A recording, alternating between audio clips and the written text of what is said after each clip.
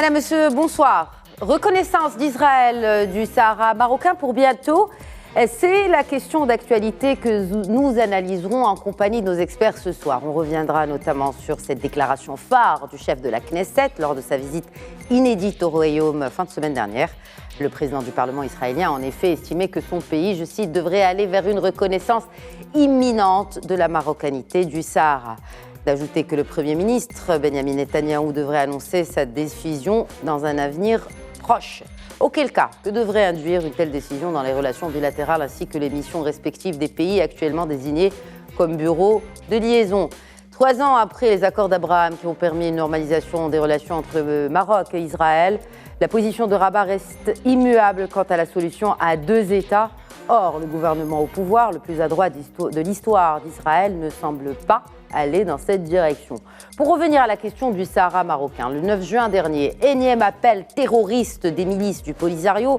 Leur chef autoproclamé évoque des orientations adaptées aux exigences et impératifs d'une guerre totale. Une annonce qui coïncide de façon préméditée, ou pas d'ailleurs, avec les exercices militaires de l'African Lion dans le sud du royaume. Sous supervision américaine, c'est le plus grand exercice militaire d'Afrique qui réunit cette année pas moins de 18 pays participants et 20 observateurs. Et pour la première fois, Israël prend part à ces manœuvres militaires. J'accueille pour le débat de ce soir, d'abord depuis Tanger, le directeur du Master en diplomatie à l'Université américaine de Dubaï, le professeur Mohamed Badil Yatioui. Bonsoir et merci de vous joindre à nous. Bonsoir et merci pour cette invitation. Merci à vous de l'avoir accepté de répondre à nos questions. Autre professeur de relations internationales, expert en la matière, le professeur Zakaria Abou Dahab. Bonsoir, professeur Abou Dahab. Bonsoir, Madame Khadija. Merci. Toujours un plaisir. Nous avons également avec nous sur le plateau le doyen de l'Institut de sciences politiques, juridiques et sociales de l'Université Moundiapolis. Bonsoir, professeur Ali El-Harichi. Bonsoir. Merci pour l'invitation. Un plaisir renouvelé de vous accueillir sur ce plateau et nous l'accueillons et il fait l'effort d'être des nôtres ce soir malgré sa condition et que nous lui souhaitons d'ailleurs un prompt rétablissement. Le professeur Mostafa Shimi, bonsoir. Bonsoir. Expliquez le port de lunettes de soleil quant au problème oculaire que vous avez et qui, Inch'Allah, ne devrait pas tarder à se dissiper. Merci à vous. Marhaba.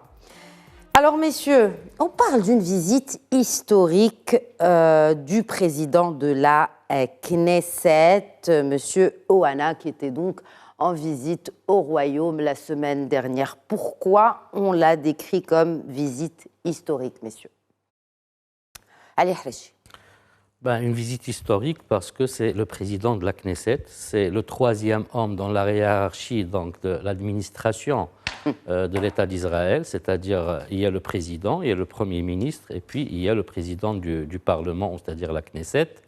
Et d'autant plus que le président en Israël n'a pas une, c'est-à-dire il n'a pas une forme de, c'est une hiérarchie, mais il n'a pas un monopole de pouvoir. Un peu comme l'Italie, comme la Grande-Bretagne. La Grande-Bretagne, exact. Donc c'est le Premier ministre et donc après c'est le Knesset, donc et le Knesset, le Parlement israélien. Donc c'est la représentante de la population aussi. Donc après de nouvelles élections, nous avons un président, et c'est la première fois qu'on a c'est-à-dire un personnage de cette taille, si vous voulez, dans l'administration de l'État d'Israël. Aussi, c'est historique, il est d'origine marocaine.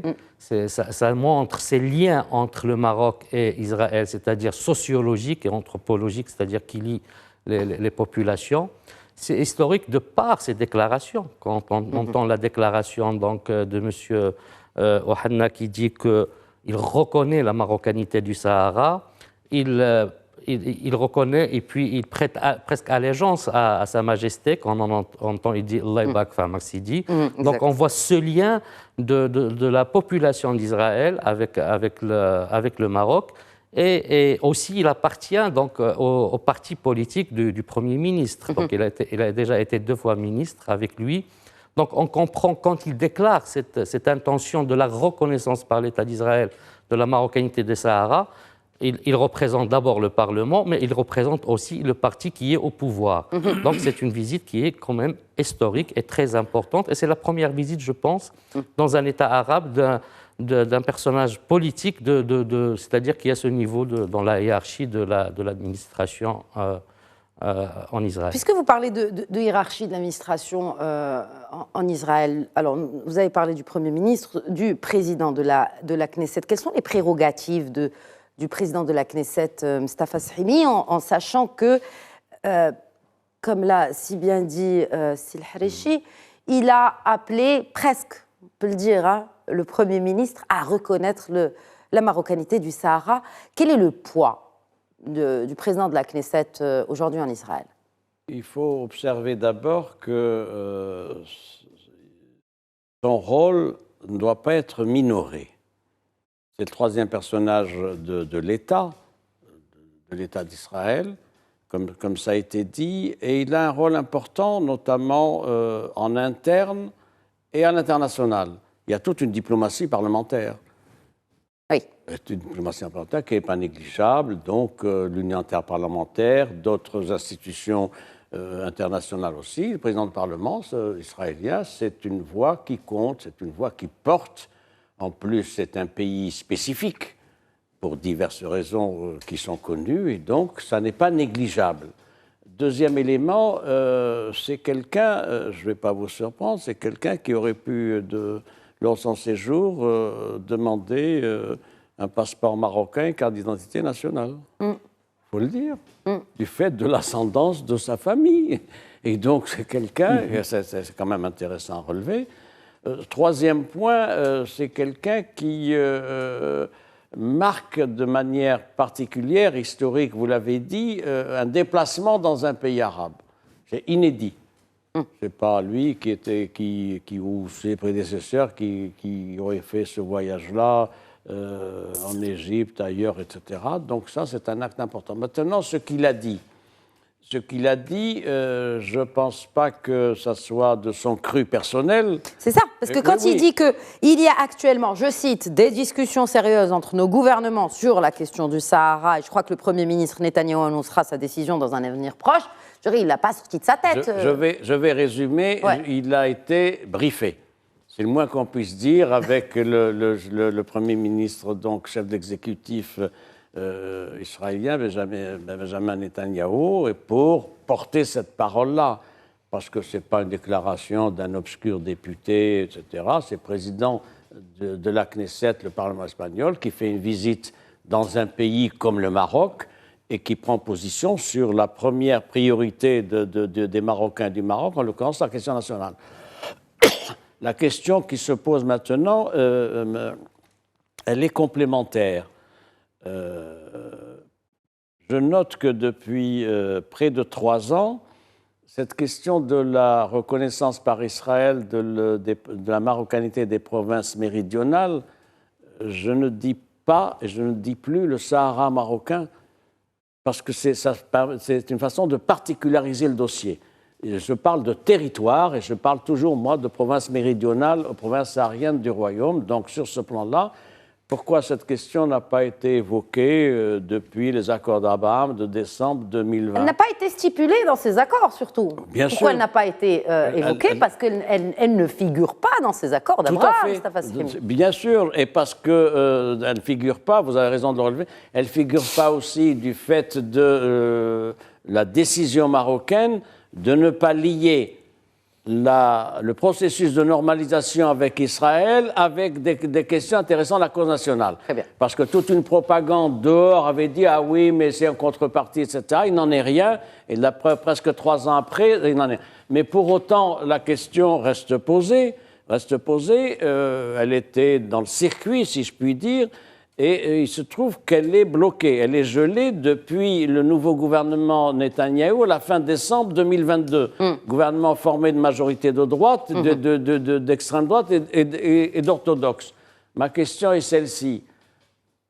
Avons-nous intérêt à ce que la reconnaissance de la marocanité des provinces sahariennes se fasse avec ce gouvernement-ci ? Si vous me demandez mon avis, je vous dirai... Vous posez la question, oui, c'est pas moi qui devrais y répondre, mais c'est moi qui pose les questions sur ce plateau. Mais alors, est-ce que vous pensez que, effectivement, Mustafa Shimi, le Maroc devrait faire ce pacte avec le gouvernement actuel en sachant qu'il y a eu cette annonce et que peut-être qu'il y a une annonce. Est-ce qu'il y a déjà, il pourrait y avoir une contrepartie demandée par le gouvernement actuel ? Lequel gouvernement? Israélien? Il n'y a pas de contrepartie. Pour cette reconnaissance? Non, il n'y a pas de contrepartie. Vous savez, la position du Maroc, elle est claire, elle est lisible et transparente. Sur le premier point que vous avez évoqué, mon avis personnel, qui ne compte pas, mais je le donne, c'est que dans la présente conjoncture, j'estime que nous n'avons pas à avoir la reconnaissance des provinces sahariennes par l'État d'Israël dirigée par cet exécutif-là. Très bien. J'aimerais bien avoir l'avis aussi des autres experts sur ce plateau. Deuxième complément, et je finis avec ça, c'est le fait que nous avons, il faut distinguer avec Israël, nous avons des relations plusieurs. Nous avons un bilatéral, qui est un bilatéral de normalisation qui fonctionne très bien sur tous les plans, économique, sécuritaire, militaire, il fonctionne bien. Je vois votre mot de réserve, mais vous savez, c'est un partenariat stratégique. Moi, je ne me fie qu'aux faits et qu'aux chiffres. Bien. Deuxième élément, il y a à côté de ce bilatéral qui fonctionne bien, il y a un régional, ce qui pose le problème de l'agenda du forum Negev 2, lequel était prévu pour fin mars, il avait été annoncé, ça n'est pas le cas, après on a parlé de juin, etc. Il est bien évident que, compte tenu du contexte qui prévaut dans les territoires occupés, Al-Quds et ailleurs, il est difficile d'envisager une réunion du forum de Negev fin juin, comme c'était prévu. Oui. Troisième élément, troisième grille d'analyse, si vous le permettez, multilatéral. Donc, il faut bien distinguer entre ces trois périmètres, le bilatéral, le régional et le multilatéral international. Nous y venons. Mais vous avez parlé, et moi je vais vraiment m'arrêter sur cette question-là, du timing d'une telle décision de l'État d'Israël, de reconnaître la marocanité des provinces du Sud. Professeur Abou Dahab, selon certains observateurs, cela risque même d'affaiblir la diplomatie israélienne. Alors, ça dépend du prisme à travers lequel on peut lire ou apprécier cette déclaration. Mais pour nous, de toutes les façons, dans le cas d'un réalisme de bonne loi, on peut dire que c'est un gain diplomatique toute proportion gardée. Et de toutes les manières, je suis d'avis avec le professeur Shemi, quand on sait qu'en termes géographiques, géopolitiques, il faut faire ce qu'on appelle l'emboîtement des échelles. Il y a les niveaux d'analyse qu'on peut croiser ça et là. Et il faut lire cette déclaration dans un cadre un peu plus plurilatéral, multilatéral, et par extension, essayer un peu de saisir en filigrane ses impacts sur le terrain. Surtout avec les autres signataires des accords. Surtout, exactement, sur le plan régional. Juste pour peut-être clarifier un peu davantage vos propos. Tout à fait. Et nous avons remarqué quand même que les Marocains étaient dans une expectation, une sorte d'attentisme, voilà. C'est la raison pour laquelle je le crois peut-être que l'ambassade, on n'a pas encore ouvert une ambassade israélienne à Rabat, juste un bureau de liaison, comme quoi on attendait des signaux émis pour que cela soit acté. Et je crois que on commence un peu à déverrouiller certains verrous. Et donc, de la sorte, maintenant, avec Netanyahou ou d'autres, et je me souviens en 80, je pense que c'était en 94, Sa Majesté le Roi, Sa Majesté le Roi Hassan avait reçu Yitzhak Rabin. Et c'était consécutivement à cette poignée de main échangée entre feu Yasser Arafat et Yitzhak Rabin à Washington, sous Bill Clinton. Et à l'époque, c'était une euphorie. Une année après, il y avait le procès de Barcelone, etc. Et le Maroc avait accueilli la première conférence sur le Moyen-Orient et l'Afrique du Nord. Et ça, c'est important. Moi, je crois que dans la pensée marocaine, la pensée stratégique cette fois-ci, au moins si on s'inscrit dans ce topo-là, en général, cette déclaration devrait être un élément dans un maillon continu. Et au final, il faudrait, comme une sorte de chapelet, vous voyez, et de petites boules, et éléments reliés à chaque élément, je pense que ça pourrait donner lieu à quelque chose après. Peut-être un commentaire, professeur Badil Yatioui, sur cette question-là, et surtout aussi, je vais vous poser la même question que j'ai adressée à Mustafa Shemi. Est-ce qu'il y aurait peut-être aussi une contrepartie demandée par Israël quant à cette décision-là, qui devrait être historique quand même? Alors, en ce qui concerne la contrepartie, ça reste à prouver quelque part, parce qu'on sait très bien qu'en matière de négociation diplomatique, il y a plusieurs stratégies, et mes collègues le savent bien. On voit qu'il y a de la part aussi des Israéliens, et ça, quand on lit la presse israélienne, on le voit aussi, ça serait considéré comme un aveu de faiblesse de céder quelque part aux demandes marocaines. Sauf qu'on ne sait pas si vraiment il y a eu des demandes marocaines, puisque s'il y avait eu des demandes marocaines, elles auraient été faites dès la fin 2020. Donc on voit aussi qu'on a un gouvernement, vous l'avez dit, cher Khadija, le plus à droite de l'histoire d'Israël, mais aussi l'un des plus affaiblis. Exact. Puisqu'il y a une crise interne en Israël en raison des réformes que Benjamin Netanyahu voulait mettre en place. Ça porte atteinte à l'état de droit, à tout un tas de mécanismes de séparation des pouvoirs. Donc on voit aussi que c'est un gouvernement qui est affaibli. Ensuite, est-ce que c'est le bon timing? Le problème, c'est que concernant ce dossier, qui est le dossier numéro 1 de la diplomatie marocaine depuis de nombreuses décennies désormais, on sait que les soutiens sont importants, et en particulier de la part d'un pays avec lequel le Maroc a cherché, sur les deux ans et demi qui nous séparent de la signature de cet accord tripartite, une volonté vraiment d'accélérer quelque part le partenariat stratégique entre les deux pays à plusieurs niveaux, économiques, militaires, culturels, etc. Donc, pardon?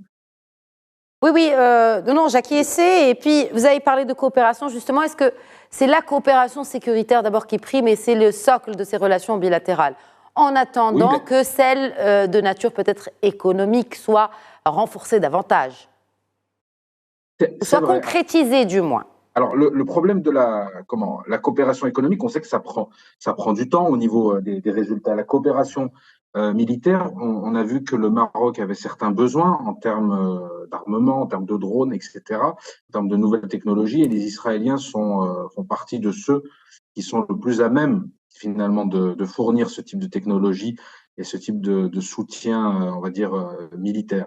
Et ça a un intérêt, bien évidemment, pour le Maroc, pour sa sécurité nationale, pour aussi tout un tas de choses stratégiques qui permettent au Maroc de se protéger, de protéger ses frontières, protéger son espace aérien, protéger tout un tas d'éléments qui sont des éléments clés en matière de souveraineté.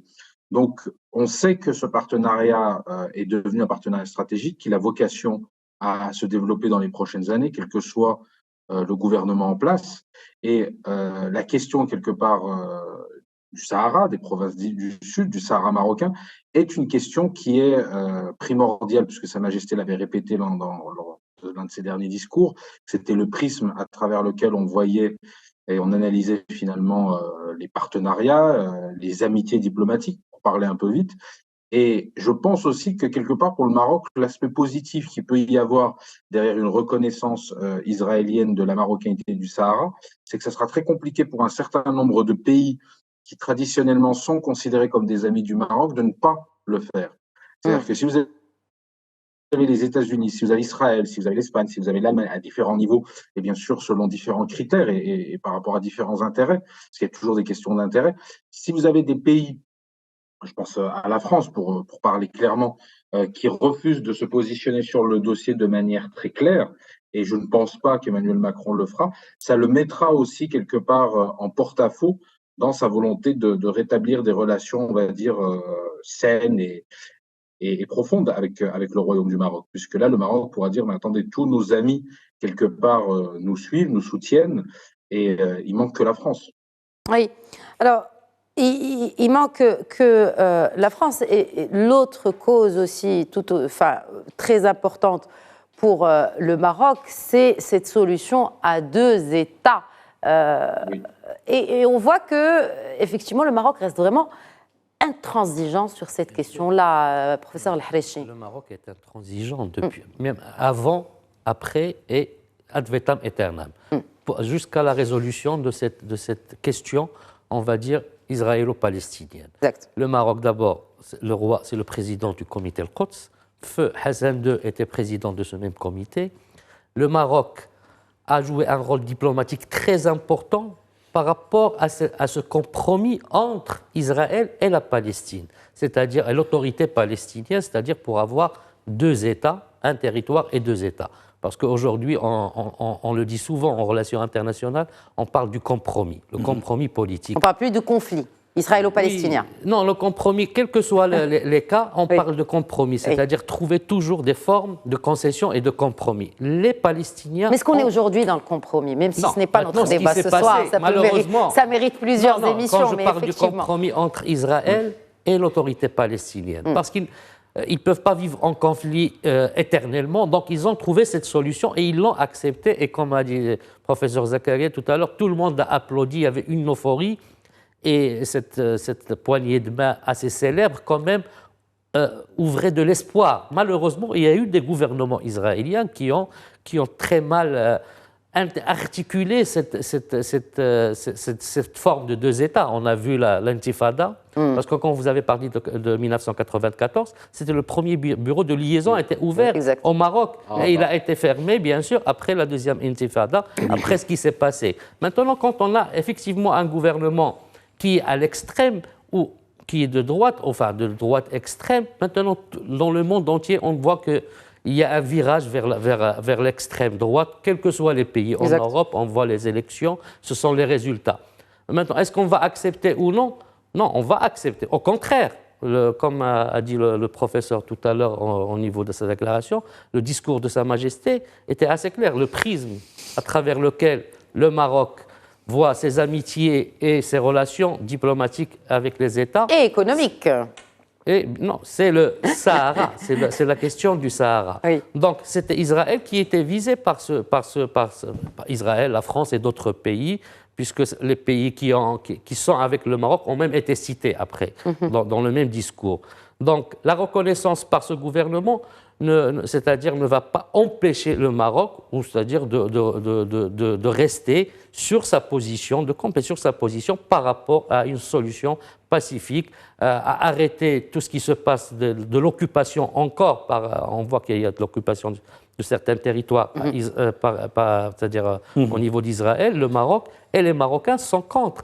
Et la position du Maroc, elle est assez claire. Mais ça ne veut pas dire que si on a un avis qui est clair sur une position, qu'une autre position qui concerne cette fois-ci notre intégrité et la reconnaissance par Israël, qui reste quand même un État qui a un écho au niveau du monde. C'est un État, d'abord, quand on a eu besoin de lui, comme on a parlé de la coopération militaire, on a trouvé que cet État peut nous aider, parce qu'il ne faut pas oublier qu'à notre frontière de l'Est, on a un État hostile qui développe une hostilité vis-à-vis du Maroc depuis 50 ans.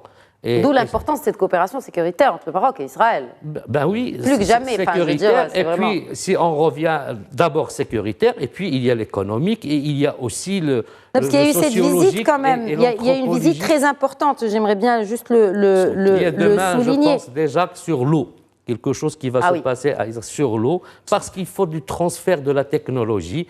Et les Israéliens sont très, très avancés. Ils sont dans un désert, mais ils ont créé un jardin d'Éden, si vous voulez, par rapport à l'agriculture. Ils sont très développés. Et par rapport à l'eau, le Maroc et les pays du MENA souffrent. Nous sommes dans des régions semi-arides et qui souffrent d'une trentaine d'années où on voit des sécheresses qui se répètent, qui sont répétitives. Et puis, on a aussi un niveau de l'eau c'est-à-dire qui est en train, on voit vraiment la crise de l'eau, le stress hydrique.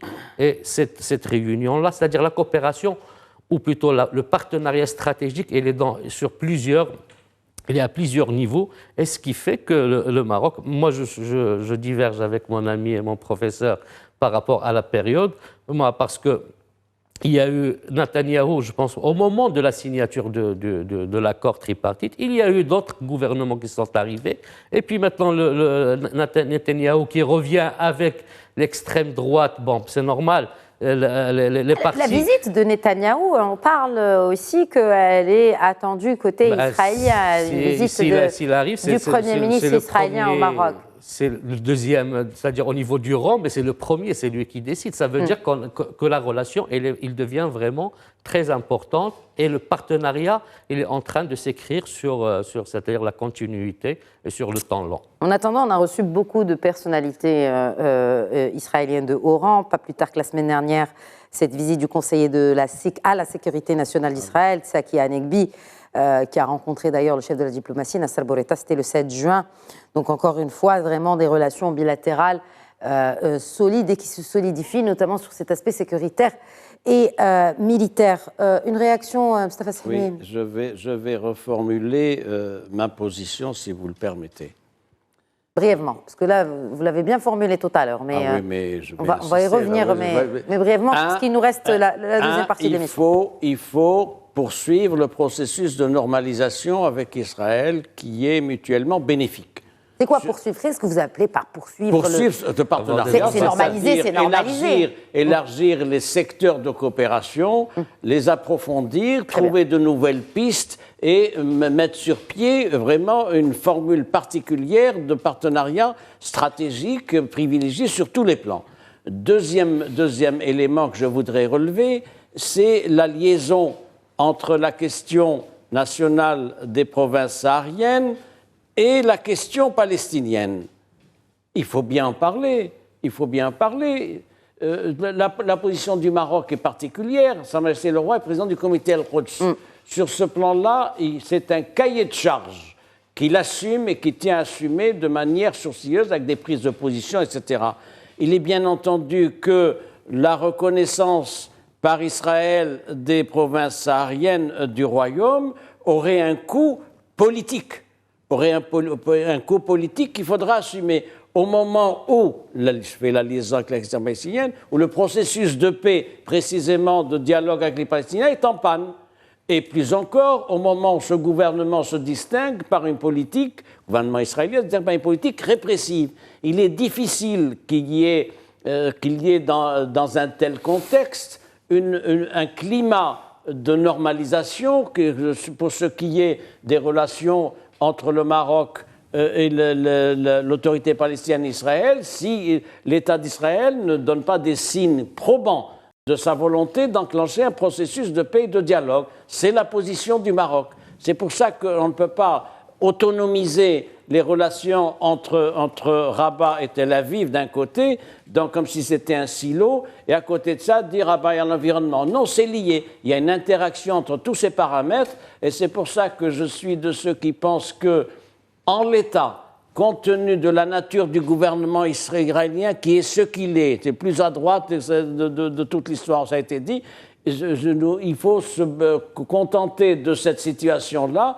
La reconnaissance des provinces arabes et Israël, c'est un autre paramètre, mais à mon avis, ça doit être lié à un processus de paix qui avance au Proche-Orient. Quant à la visite de Benjamin Netanyahou au Premier ministre, on n'en sait rien pour l'instant, on en parle, mais il est bien évident, on en parle, mais il faudra bien qu'il fasse un geste, un signe concret de sa volonté de dialogue avec l'autorité palestinienne.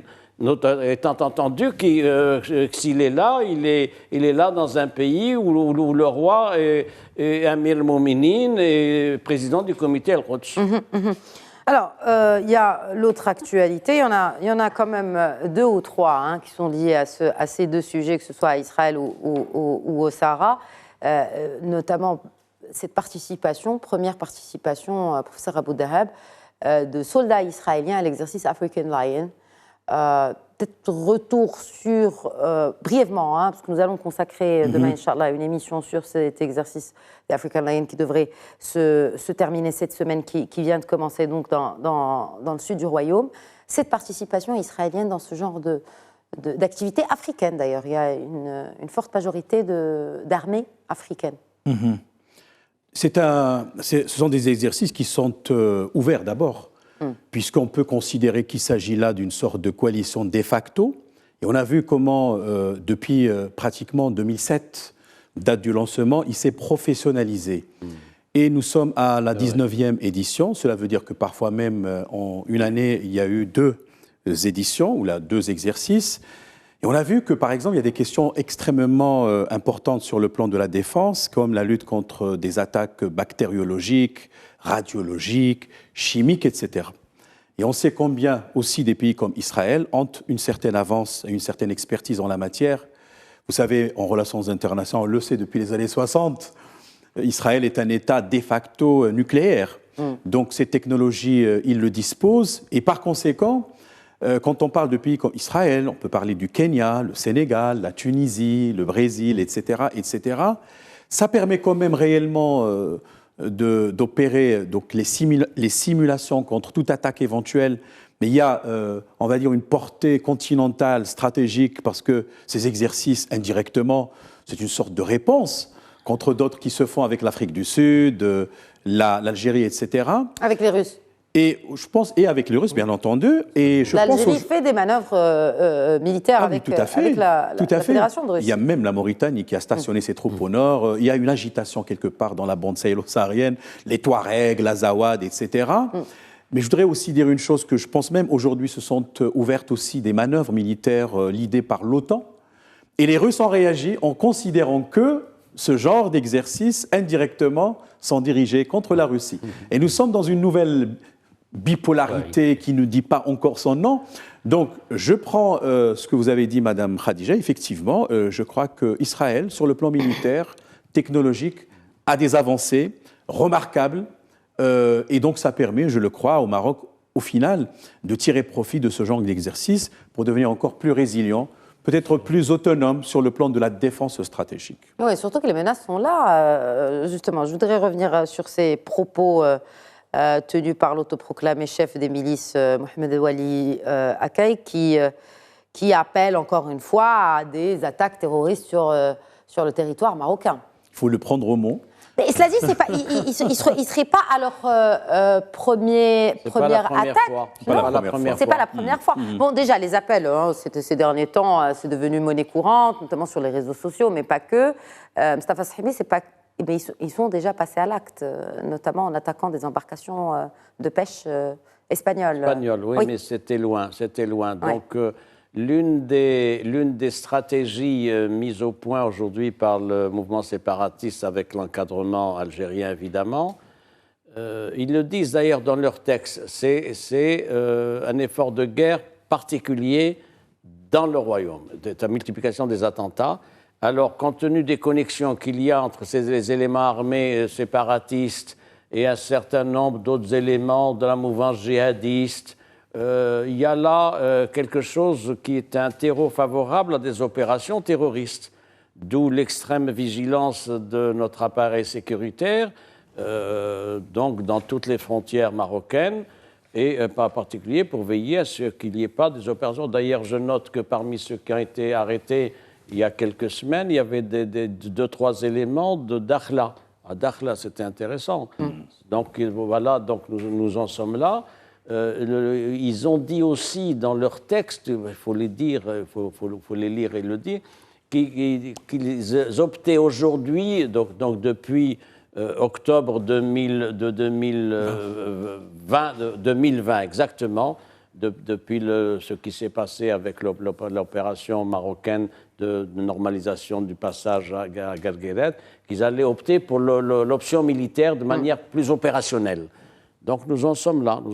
Donc une situation, il faut être sur le qui-vive et c'est préoccupant. C'est un élément, je vous fais la transition si vous le permettez, avec la question nationale telle qu'elle se présente aujourd'hui, notamment dans les instances onusiennes. Justement, alors loin du terrain de la guerre, à l'ONU, d'abord cette réunion où la Russie inclut le Sahara parmi les foyers d'instabilité dans la région, au même titre que le Yémen, la Syrie ou encore le Soudan. Un commentaire d'abord sur cette déclaration du représentant de la Russie à l'ONU, professeur Badiliati, oui.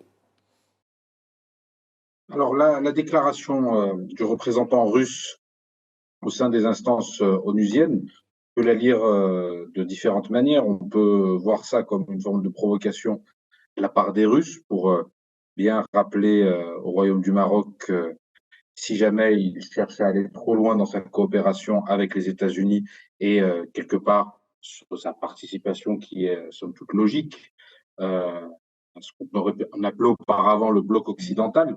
Reste à savoir si on va retourner vers la reconfiguration de blocs Est-Ouest, ou si on ira vers autre chose de beaucoup plus complexe, mais on peut l'interpréter de cette manière-là, comme une manière de dire au Maroc, faites attention, au début du conflit russo-ukrainien, vous aviez une position qui nous convenait davantage. Là, vous semblez recevoir le ministre ukrainien des Affaires étrangères, vous semblez... C'était le 22 mai à Rabat, en effet. C'est ça, du côté des Américains et des Européens. Donc, on peut le voir comme une manière de vouloir mettre un peu la pression sur le royaume. On peut le voir aussi comme une manière de donner un peu des gages au régime algérien, car on sait que le président algérien doit se rendre en Russie et que, bien évidemment, le partenariat algéro-russe va repartir de plus belle sur tout un tas de dossiers économiques, sécuritaires, etc. Donc, ça permet aussi aux Russes de, quelque part, se faire bien voir de la part d'Alger. Cette bonne guerre, j'ai envie de dire. Et puis, il y a aussi cette volonté, quelque part, de mettre un peu en exergue le fait qu'il y a toute une situation de conflit au sein de la région MENA. Donc, il a cité l'exemple du Soudan, de la Libye, du Yémen. Et moi, je le vois vraiment comme une provocation, puisque ces pays-là que je viens de citer, quelque part, ont connu des instabilités, tout un tas de raisons, des interventions extérieures dans un cas, des problèmes internes dans un autre, mais c'est la dislocation de l'État qui a fait qu'on arrive à des situations de chaos dans ces cas de figure. Si vous prenez le cas du Sahara marocain, c'est exactement le contraire. C'est des puissances étrangères qui ont financé un mouvement séparatiste dans le but de disloquer quelque part l'unité territoriale et l'intégrité territoriale du royaume. Donc, je trouve ça un peu gonflé de la part des Russes, mais c'est une forme de provocation selon moi. Très bien. Alors, entre-temps, ou en attendant surtout que ce processus de table ronde reprenne à Al-Harichi, il n'y a pas de prémisse à la reprise des tables rondes. Hein.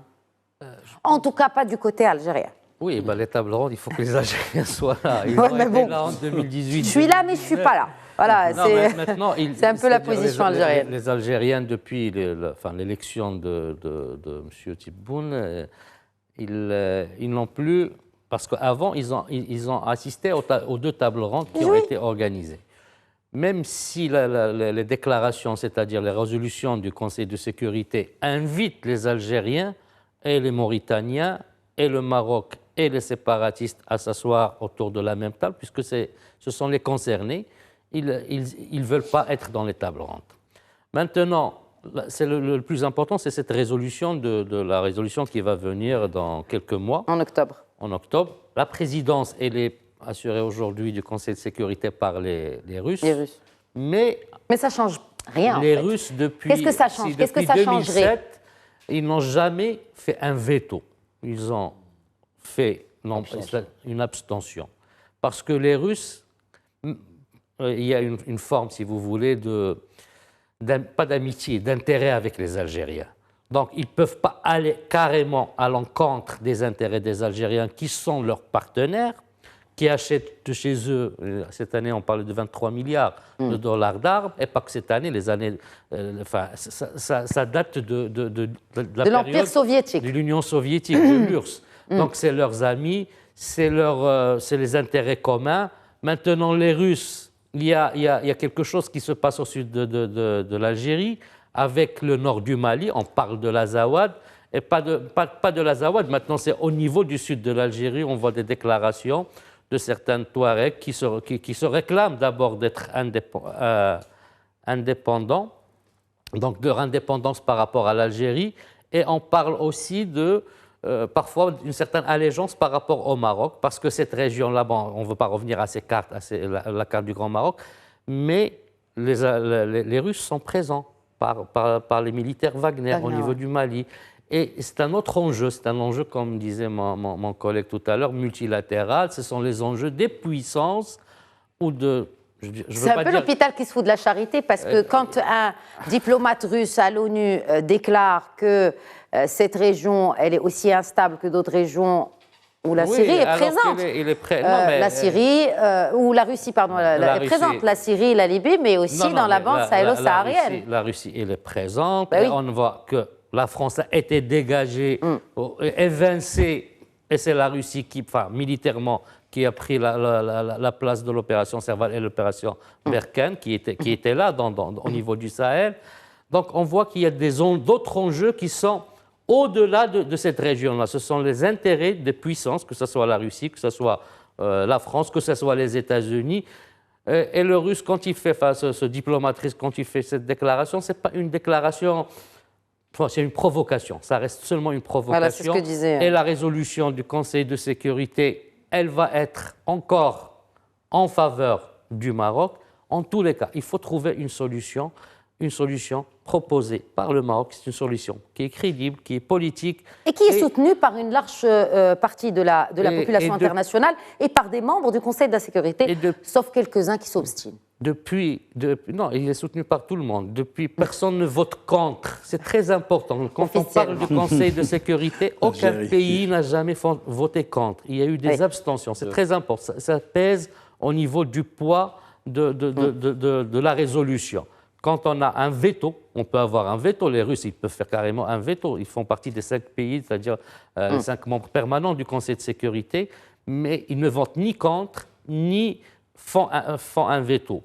Les autres pays, chaque fois, une fois on a eu la Tunisie, il y a 2 ans, qui n'a pas voté. Cette année-là, il n'était plus donc, membre des 15 pays. Donc cette déclaration-là, je pense que c'est une déclaration qui vient dans le cours de cet affrontement. Il y a les Russes qui font des opérations militaires du côté des frontières marocaines avec les Algériens. Les Marocains qui font l'opération, c'est-à-dire African Alliance. Il y a un autre État qui est arrivé, c'est l'État d'Israël. C'est pas rien, c'est très important. C'est un État qui est très avancé militairement. Et cette fois-ci, il participe, puisque l'année dernière, ils ont été invités, mais ils n'ont pas participé à l'exercice.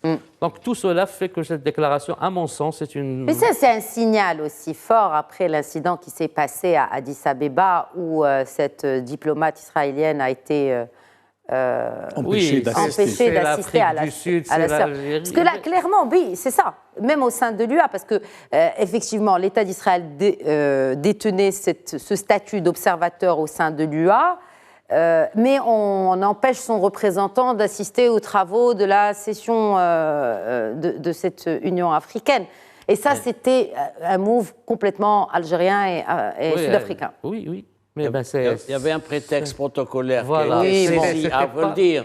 Oui, non, mais c'est ça. L'invitation a été faite à un représentant officiel de l'État d'Israël, lequel représentant ne s'est pas présenté. Il a donné l'invitation à la chef de division. Voilà, c'est ça. Donc, mais elle représentait Israël. Enfin, je veux dire, c'est un vice de procédure plus qu'autre chose. Donc, alors, messieurs, pour revenir à l'ONU, est-ce qu'on peut parler déjà d'un bilan d'État pour l'envoyé spécial du secrétaire général de l'ONU pour le Sahara, Staffan de Mistura? Bilan sur quoi? En fait, depuis sa nomination, il faut le dire, il y a peut-être 1 année et demie, je ne me souviens plus exactement de la date, mais Horst Kohler avait démissionné, selon lui, pour des raisons de santé, mais on savait très bien qu'il avait pressenti ou senti les blocages arriver, notamment le niet systématique apposé par Alger. Et donc, jusqu'à aujourd'hui, il n'a fait que des rencontres, des réchauffements, mais sur le terrain, il n'y a aucune avancée. On n'a pas avancé d'un iota. Dernièrement, en avril, il y avait ce qu'on appelle le rapport à mi-parcours qui fait l'état des lieux, assorti de certaines recommandations, qui a remarqué ou noté une augmentation de la tension dans une région qui est déjà fragilisée. Je parle de façon générale de la bande sahélo-saharienne, etc., etc. Mais sans cynisme, on peut dire que sa mission est vouée à l'échec. Il faut le dire, puisque déjà... Et pourtant, il s'accroche, parce qu'il y a eu des rumeurs comme quoi il allait démissionner, suite à quoi il y a eu ce démenti officiel des Nations Unies, c'était fin mai dernier, le 22 mai, que Staffan de Mistura n'allait pas démissionner de son poste et qu'il allait rester, que même qu'il allait intensifier, je cite, ses contacts avec tous les acteurs concernés et les partenaires internationaux dans différents formats, dont des visites et des réunions bilatérales. C'était des rumeurs algériennes. Fin de citation du porte-parole onusien. C'était des rumeurs algériennes. Qu'est-ce qui vous fait dire cela, Mustafa Sahimi? On le sait parce qu'on a des recoupements. Parce qu'il n'y a pas autre chose que la presse algérienne pour faire état de la lassitude de Staffan de Mistura quant à sa mission. Si Staffan de Mistura avait cet état d'esprit, je pense qu'on aurait eu ça dans le Wall Street Journal, dans le New York Times ou dans le Washington Post, etc. C'est bien une opération de petite manipulation. D'ailleurs, il y a une démentie très ferme du porte-parole du secrétaire général de l'ONU. Mais il ne serait pas vraiment lassé par le blocage. Non, parce que il n'est pas bloqué. C'est un discours de sourd. Oui. Il y a le principal concerné qui ne veut pas Un diplomate discuter. comme lui ne peut pas connaître la démoralisation ni la lassitude. Il a une mission. Il va essayer de relancer le processus de dialogue, c'est-à-dire, commencer par une visite, parce que c'est déjà bien qu'il puisse faire une visite. Une visite, notamment dans le pays voisin, etc., ça serait l'amorce de quelque chose. Pour l'instant, on n'en sait rien. 2, à partir de cette visite, la possibilité du retour à la formule à table ronde, c'est peu probable compte tenu des positions algériennes sur ce plan-là, qui sont des positions donc, de rejet de la formule des tables rondes qu'ils ont pratiquées à 2 reprises, en décembre 2018 et mars 2019. Ils ont la mémoire courte. Heureusement qu'on est là pour le rappeler. Oui. En plus, on ne le dira jamais, les délégations algériennes pour ces 2 rendez-vous en Suisse étaient présidées par qui? Par le ministre des Affaires étrangères en exercice. Abdelkader Msah pour la première et Ramtan Lamamra pour la seconde. Maintenant, s'il n'y a pas de visite, s'il n'y a pas de table ronde, on va arriver au mois d'octobre. Il n'y a pas de bilan. Donc, avec un bilan, non. Il va faire un bilan pour dire ce qu'il a essayé de faire et que ça n'avance pas. À ce moment-là, la balle sera du côté du Conseil de sécurité. Je peux vous formuler une prévision, 10 secondes. C'est un dossier qui n'intéresse pas la communauté internationale aujourd'hui. Et donc, il doit être reconduit, la MINURSO va être reconduite, et le Marocain, il est chez lui, sur ses terres, avec sa cause et ses droits. Ouais, en attendant, effectivement, la communauté internationale a plus les regards rivés sur le nord et notamment sur le nord-est, à savoir la guerre en Ukraine qui ne semble pas, dont on ne semble pas voir la fin, en tout cas imminente. Professeur Badil Yatiwi, une dernière réaction par rapport à la personne. Est-ce que effectivement le retour à ces tables de négociation repose sur les épaules, aussi solides soient-elles, de cet envoyé personnel du secrétaire général de l'ONU? Et si c'était quelqu'un d'autre, peut-être qu'il aurait réussi là où de Mistura a échoué? Malheureusement, j'ai l'impression que, quelle que soit la personne nommée par le secrétaire général de l'ONU, et quel que soit le secrétaire général de l'ONU et quel que soit son choix, on est face à un blocage permanent de la part du régime algérien, puisque pour eux, pour ce régime, c'est une question de, quelque part, de survie, et c'est une question aussi de légitimité de leur pouvoir, j'ai l'impression. Voilà. Bien sûr, c'est-à-dire que la question du diplomate qu'est de Mistura n'est pas à remettre en cause. Ça a été un grand négociateur qui a un CV qui est un très beau CV, très bien rempli. Il a beaucoup de qualités de négociateur, mais si vous êtes face à quelqu'un, l'une des parties clés, quelque part, qui refuse le principe même de négociation, c'est assez difficile. Et malheureusement, on est face à cette situation de blocage depuis plusieurs années.